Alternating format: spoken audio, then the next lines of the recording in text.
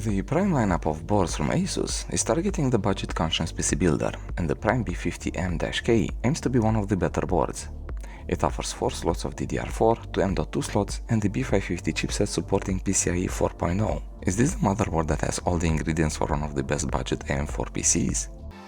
The budget nature of this board is easy to see when looking at the VRMs. 2 faces for the SoC and 4 faces for the core, all completely naked, relying on the motherboard's copper plane for dissipating heat. 2 low-side MOSFETs variant. Not great, not terrible. The SoC faces use 2 high-side and 2 low-side MOSFETs, a better topology that was also seen on the A320M Grenade from MSI. And as I mentioned before, all of these MOSFETs have no heatsinks and rely on the motherboard and existing airflow for cooling. In terms of memory slots, the board comes with 4 for a maximum capacity of 64GB.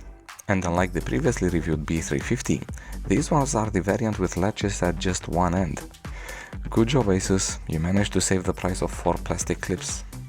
With regards to the expansion slots, besides the mandatory PCIe x 16, ASUS went for a single PCIe x 1 placed at the bottom of the card. Don't let the video footage fool you, the one close to the 16-lane slot is for decorative purposes only, at least when using a 2 slots or wider GPU.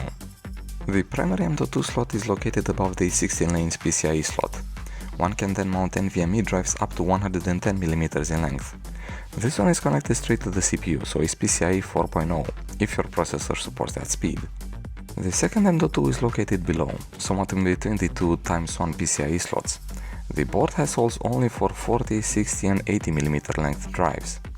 Furthermore, this one is connected to the B550 chipset, so it runs at a lower PCIe 3.0 speed. The SATA ports are placed at the bottom of the board, so they do not interfere with the longer GPU. They are all of the straight variety, but then again, due to their placement, you should have no troubles running straight cables. 90-degree angle SATA cables can work as long as you use a full ATX case. As for pin headers and internal connectors, they follow a rather classic layout at the bottom of the board with a notable exception.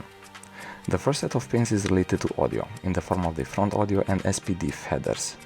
They are then followed by a serial COM port, 2 USB 2.0 ports and the front panel connector. Above it you'll notice the internal speaker connector, and this one is going to be useful if you run into troubles with your build. You see, this board doesn't have any debug LEDs, so you'll have to pay attention to those beep codes. The notable exception is the USB 3 header, which is located at the side of the board, and maybe the TPM header, close to the BIOS chip. The rear I/O is nothing to write home about really. You have the PS2 combo port, that will probably be left unused, 6 USB 3 Type A ports, your gigabit LAN and the typical 3-jack audio solution.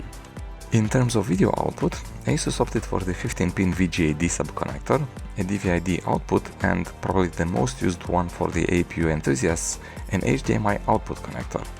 Back to the onboard audio, ASUS uses the same Realtek codec as pretty much all manufacturers do in this price range, the ALC897. Now, we've heard this codec before in both Gigabyte's A320M-H and ASRock A320M-DVS. Yet the results were remarkably different, with the Gigabyte leaving a lot to be desired. Fortunately, the results for the ASUS board are closer to the ASRock board rather than Gigabyte. Have a listen. This is for the ASUS B550M-K, rear panel audio, volume 100%, preamp 0 decibel. I have a bit of an axe to grind with ASUS when it comes to the BIOS and the list of supported CPUs. You see, all other boards we reviewed so far use a BIOS chip of 128 megabits or 16 megabytes capacity and still manage to offer support for Ryzen CPUs from the 1000 to the 5000 series. But this board lists only CPUs from the 3000 series up in its compatibility list, and that is despite using an SPI chip twice the size than the previously mentioned board.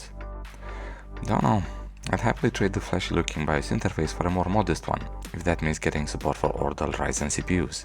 One thing that I do like about the BIOS is that the very first screen has, very likely, the only 2 settings that most people adjust. AMD's DOCP profile selector, that is the equivalent of Intel's XMP, and the rebar settings. You can also quickly jump to the fan curve editor from the first BIOS screen, where you can choose from the predefined fan curve profiles, or edit the user-defined one. And speaking about fans, I like the auto settings of the fan type. At least this board managed to properly detect the DC mode fan that I use for the CPU cooler. You also get access to the CPU clock multiplier if you select manual for the AI overclock tuner. And more importantly, at least for me, you also get access to the V-core voltage settings. ASUS made it simple to set an undervolt, minus 100 mV in this case. The reason I don't like this board is because it is a bit disingenuous.